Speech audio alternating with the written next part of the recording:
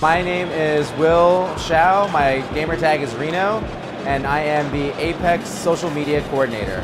I also play Smash Brothers. I'm ranked number 77 on the Melee Army top 100 Smash players. I play Sheik and Fox. Apex is actually going great today. We had our doubts yesterday when we were changing venues, but today everything is running ahead of schedule, actually. FGC is ahead of schedule, and Smash games are either on or ahead of schedule. It's a huge relief, actually, because of all the incidents that happened on Friday of Apex, Saturday is going really well. So yeah, Apex has been going great today, actually. So I woke up at around 8:39, and we hear the fire alarm going off. I'm in my room. I'm like, okay, they're probably just testing something, no problem. I later find out that some participant's room got the sprinklers went off and the fire alarm went off. So their room got totaled, and the fire marshal, the firefighters all showed up. And at first we were okayed to use the main ballroom and the secondary ballroom for all our events. And when the fire marshal came in to do a complete inspection, just to make sure there's no fire, they saw that the second room had a weak beam, structural damage from the garage falling at the hotel. And he condemned the room. For several hours, we couldn't really reach all our equipment. There's tons of Wii U's, 64 Wii U's, 64 flat screens, adapters, so many adapters. We were really feeling terrible, right? And then they came in and said the main ballroom where Melee was going to be was also not up to code, and that the hotel didn't have a permit. We were devastated. We thought the whole event was going to be canceled. How are we going to find a venue to hold upwards of 2,000 people in less than a day, right? We thought at the time around noon, we were having a staff meeting, and we were like, we're done. We're done for. But all the staff got together, and we really rallied. We were making calls. We were talking to our sponsors. We were talking to Twitch, Red Bull. They were and MLG offered on Twitter. We were all just kind of collaborating and figuring out what our next move was going to be. Eventually, at around 1 or 2, Twitch made a call and said that the Garden State Convention Center was available and they would be booking it for us. We couldn't even express our relief, our excitement, or just general emotions. We're all just so flabbergasted at, one, Twitch's generosity, and two, how things are working out. So after they announced that we were going to be moving venues, that's when all the team got it, a second wind, and we all were organizing logistics in terms of equipment, transport, equipment setup here. And by around 4 or 5 p.m., we had all the TVs gathered up into into an equipment truck, and then they drove the truck over to the convention center and unloaded it and set it all up. By around 9 p.m., everything was set up, and it was done.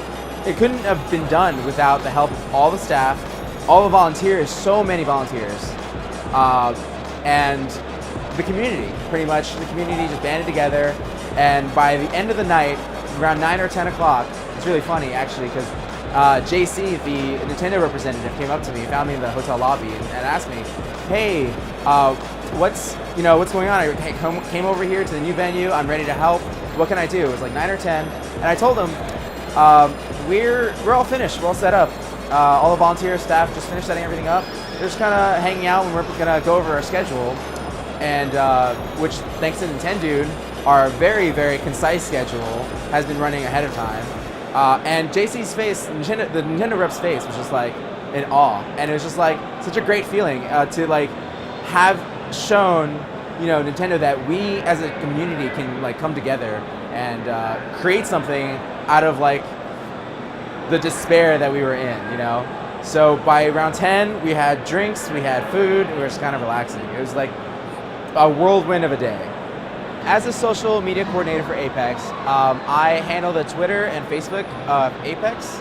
I pretty much make announcements or try to rile up some hype over social media. I also have done I was the liaison with the media staff, and for all people who are media coming to our event, just coordinating, pretty much also with Twitch to coordinate, like, especially because of these recent events. I coordinate with Twitch a lot to figure out where the qualifiers were going to go, or the qualified players were going to go, and I coordinate with Red Bull. These are all like additional duties that happen to come upon me because of what happened on Friday. So it was just, I took things as they came, and I just try to keep a line of communication open with the public so that everyone was informed about everything that was going on, because we didn't want to keep anyone in the dark.